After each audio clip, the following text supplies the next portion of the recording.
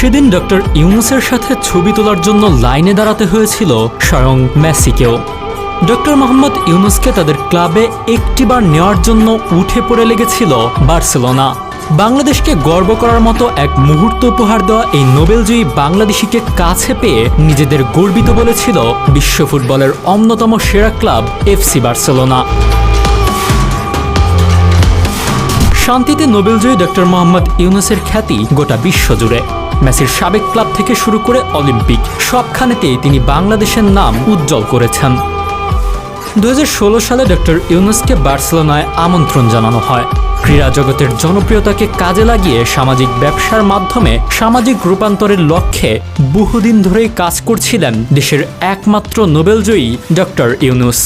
সে লক্ষ্যেই 2016 সালে তার রচিত এ ওয়ার্ল্ড অব 30 শীর্ষক বইয়ের স্প্যানিশ ভাষার সংস্করণের উদ্বোধন করা হয় বার্সেলোনায়।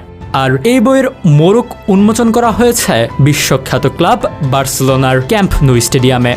তখনকার একটি ভিডিওতে দেখা যায় তিনি নিজের নাম সংবলিত বার্সেলোনার একটি জার্সি ধরে আছেন, অন্যদিকে মেসি ধরে আছেন ডক্টর ইউনুসের লেখা বইটির একটি স্প্যানিশ সংস্করণ। বার্সেলোনার অফিসিয়াল পেজে এ নিয়ে একটি ভিডিও পোস্ট করা হয়, যেখানে ডক্টর ইউনুস তার বই এফসি বার্সেলোনায় সফরের লক্ষ্য এবং উদ্দেশ্য নিয়ে কথা বলেছেন। তিনি সেখানে বলেন, বাংলাদেশের প্রায় সবাই বার্সাকে ভালোবাসে, আমিও সেই সম্প্রদায়ের একটি অংশ। বাংলাদেশের লাখো কোটি তরুণ বার্সাকে পছন্দ করে। মূলত আমি তাদের মুখপাত্র হয়েই এখানে এসেছি।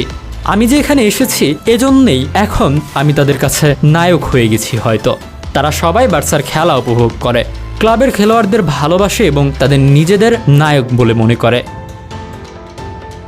স্পেন যাওয়ার ঠিক একদিন আগেই জার্মানির বার্লিনে গিয়েছিলেন গ্রামীণ ব্যাংকের প্রতিষ্ঠাতা ইউনুস। উল্লেখ্য, FC Barcelona foundation Barcelona social city উদ্যোগের অন্যতম অংশীদার ছিল।